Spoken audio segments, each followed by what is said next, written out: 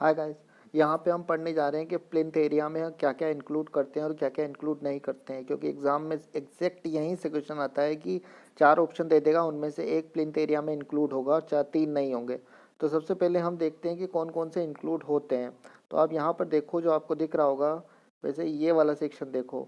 All floors area of walls at the floor level excluding plinth offset if any, internal shaft of sanitary installations provided these do not exceed 2 square meter in area of air conditioned duct lift etc. ये आते हैं, मतलब included है, included word याद रखना आप, ठीक है। इसके बाद the area of barsati and the area of mumty at terrace level, area of porches other than cantilever. तो सबसे पहले प्लिंथ एरिया में क्या क्या आएगा वापस से मैं बता देता हूँ। फ्लोर्स और एरिया ऑफ वॉल, जो एरिया ऑफ वॉल, जो वॉल जो प्रोजेक्ट करेगी ना एरिया ग्राउंड पे, तो वो वाला प्लिंथ एरिया में आएगा। उसके अलावा शाफ्ट को भी, लेकिन शाफ्ट जो है 2 स्क्वायर मीटर से ज़्यादा का एरिया उस शाफ्ट का नहीं होना चाहिए। तीसरा आता है उसमें बरसाती और area of mumty at the terrace level, लेकिन जो छत पे से बाहर उसको प्रोजेक्शन नहीं होना चाहिए, सब छत के अंदर अंदर के एरिया में ही उसका प्रोजेक्शन होना चाहिए। एरिया ऑफ पोर्चेज लेकिन अदर देन कैंटिलीवर, कैंटिलीवर है तो उसको नहीं लेंगे प्लिंथ एरिया में। फिर आता है नॉट इंक्लूडेड वाला। नॉट इंक्लूडेड वाले में क्या क्या आता है? नॉट इंक्लूडेड में पहली बात तो वही है कि जो इंटरनल सैनिटरी शाफ्ट है जिसका area more than 2 square metre हो गया, तो वो वाला ले लेंगे, ठीक है, नॉट इंक्लूडेड में। क्योंकि इंक्लूड हमने तब किया था ना जब उसका एरिया 2 स्क्वायर मीटर से ज़्यादा नहीं है, मतलब छोटा एरिया है, तो ले लो उसको, ठीक है, उसको अवॉइड कर दो, मतलब ले लो उसको, और क्या। लेकिन अगर उसका एरिया बड़ा है और अंदर से वो होलो है तो वो नहीं लेंगे, उसमें प्लिंथ एरिया में इंक्लूड नहीं करेंगे। Unenclosed balcony, towers, turrets, domes projecting above the terrace level, not forming a storey at the terrace level, architectural band, cornices etcetera, sunshades, vertical sun breakers और बॉक्स लावर्स प्रोजेक्टिंग आउट, तो ये हम नहीं लेंगे इसमें। फिर आता है floor area. Floor area of a building is the total area of floor in between walls and consist of floor of all rooms, verandas, passages, corridors, staircase room, entrance halls, kitchen, stores, bath and latrine, etc. Floor area वो सारा area होता है जो दो walls के बीच में होता है, और ये क्या करेगा, सारे रूम का जो फ्लोर है उसका एरिया, वरांडा का एरिया, पासेज का एरिया, आने जाने की जगह का एरिया, कॉरिडोर, स्टेयर केस के नीचे का एरिया जो होता है वो भी फ्लोर एरिया होता है, रूम का एरिया, एंट्रेंस हॉल, किचन का एरिया, स्टोर रूम का एरिया, बाथरूम एट्सेट्रा का area. Sills of doors and opening are not included in the floor area. आप बस है ना ये दो चीज़ें पढ़ लो कि कोई सा भी एरिया हो जैसे फ्लोर एरिया हो तो उसमें कौन सी चीज़ इंक्लूड है कौन सी नहीं है। और आप थोड़ा इसमें अपनी बेसिक इसमें वो लगानी पड़ेगी, थोड़ा सा आईक्यू का यूज़ करना पड़ेगा कि अगर मैं फ्लोर बताता हूँ तो फ्लोर किसको बताता हूँ, चार दीवारों के बीच का जो जगह होता है वो फ्लोर होता है, ठीक है, तो हम उसको फ्लोर बोलते हैं। आप फ्लोर एरिया में क्या क्या आता है वो आप यहाँ पे लिखा हुआ है। उसके अलावा एक चीज इसने लिखी हुई है, floor area is equal to plinth area minus occupied by the wall. क्योंकि यार वॉल पे तो आप, वॉल के नीचे तो आप खड़े नहीं होगे ना, वॉल के साइड में होंगे दोनों तरफ, तो वही तो फ्लोर होता है। लेकिन वॉल का जो एरिया प्रोजेक्ट करती है वो वॉल का एरिया कहाँ पर आ जाता है, प्लिंथ एरिया में इंक्लूड हो जाता है। फिर डिडक्शन करेंगे तो for deduction of wall area from plinth area to obtain floor area the area shall include, अब वापस से इंक्लूड वर्ड आ गया। Door and door openings in the wall, यानी डोर और विंडो या रोशनदान जो भी ओपनिंग है, अगर आपने वो एग्जॉस्ट फैन लगाया तो उसकी opening. Intermediate pillars and supports, pilasters along wall exceeding 300 square centimetre in area, flues with are within wall, but the following shall be excluded from the wall area. अब wall area से क्या क्या हटा दिया जाता है तो वो वाला अब इसमें दिखाया हुआ है। Pilaster along walls not exceeding 300 square metre in area. अब यहाँ पर एक चीज़ आप मुझे बताना कमेंट सेक्शन में कि एक जगह स्क्वायर मीटर दे रखा है, एक जगह स्क्वायर सेंटीमीटर दे रखा है, या तो इसने सही दिया है या गलत दिया है।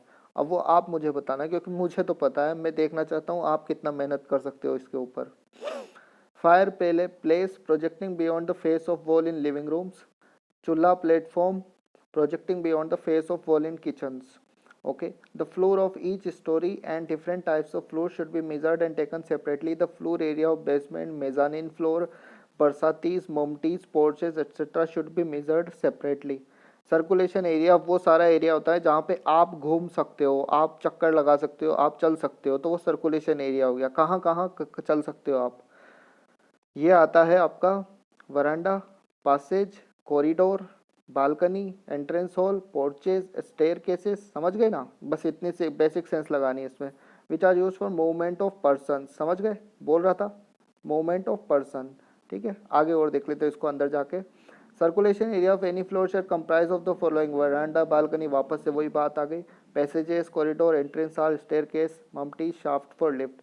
The circulation area may be divided into two parts: horizontal circulation area and vertical circulation area. horizontal मतलब जब चल रहे हो आप, और vertical में क्या होता है, जैसे staircase वगैरह आते हैं। चलो वही देख लेते हैं। ठीक है, horizontal circulation area देखते हैं पहले।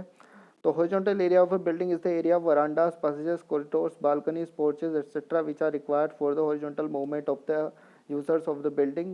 This may be 10% to 15% of the plinth area of the building. यार इसमें ये चीज़ याद रख लेना कि जो कितना परसेंट होता है, क्योंकि ये परसेंटेज से डायरेक्ट सवाल आ जाता है उठ के। वर्टिकल सर्कुलेशन एरिया क्या होता है? Vertical circulation area of a building is the area और space occupied by staircase, lift and the entrance halls adjacent to them which are required for vertical movement of the user of the building. This may be 4 to 5%। ये कम होता है। ठीक है, तो ये याद रख लेना, ये वाला याद रख लेना। ठीक है, 10 से 15% हॉरिजॉन्टल होता है और 4 से 5% प्लिंथ एरिया का लेते हैं अपन वर्टिकल सर्कुलेशन एरिया। ठीक है, अगला देखते हैं कारपेट एरिया। कारपेट एरिया वो चीज़ होती है जहाँ पे आप कारपेट बिछा सकते हो, जहाँ पे आप कारपेट बिछा सकते हो वो कारपेट एरिया है।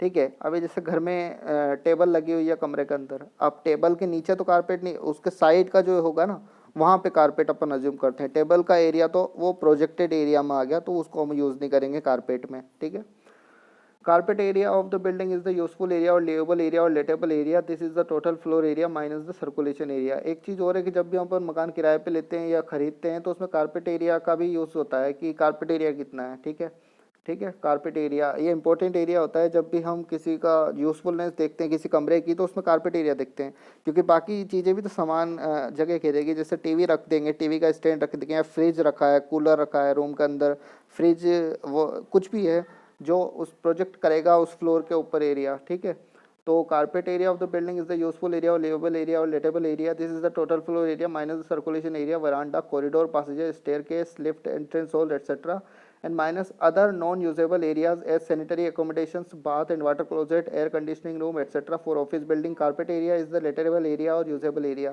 तो वो किराए पे देने के टाइम पे लेटेबल मतलब किराए पे देना है, तो कितना किराए पे दे सकते हो। Usable area and for residential building, carpet area is the livable area and should exclude the kitchen, pantry, stores and similar other room which are not used for living purposes. The carpet area of building may be for any story shall be the floor area excluding the following। अब क्या क्या चीज़ हटाएंगे वो देख लो। Carpet area में से जहाँ जहाँ पे आप कारपेट नहीं बिछा सकते वो हटा दो।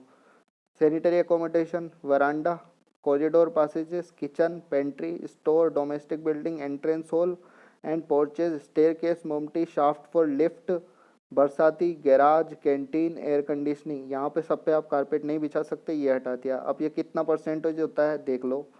बिल्डिंग का कितना होता है? 60% to 75% होता है अगर ऑफिस बिल्डिंग है तो। अगला 75% लेते हैं target. The planner should aim to achieve a target of 75%। फिर रेजिडेंशियल बिल्डिंग के केस में देख लो 50% से 65% दे रखा है। तो ये सारा और आता है framed multi storage building, the area occupied by wall may be 5% to 10% of the plinth area, a standard of 3% for external walls and 2% for internal. क्योंकि एक्सटर्नल वॉल को लोड ज़्यादा लेना होता है, इंटरनल वॉल केवल पार्टीशन के काम आ सकती है। ठीक है, for ordinary building without frame the area occupied by walls में भी 10% to 15%। क्योंकि यहाँ पे फ्रेम नहीं है, बीम और कॉलम नहीं है, तो सारा एरिया वॉल ही लेगी, तो वॉल को थिक बनाएंगे, इसलिए 10 से 15% वॉल लेगी एरिया अपना प्लिंथ का। ओके, अगला देखते हैं कैपिटल कॉस्ट एक्सटर्नल सर्विसेज अगले वीडियो में। बाय।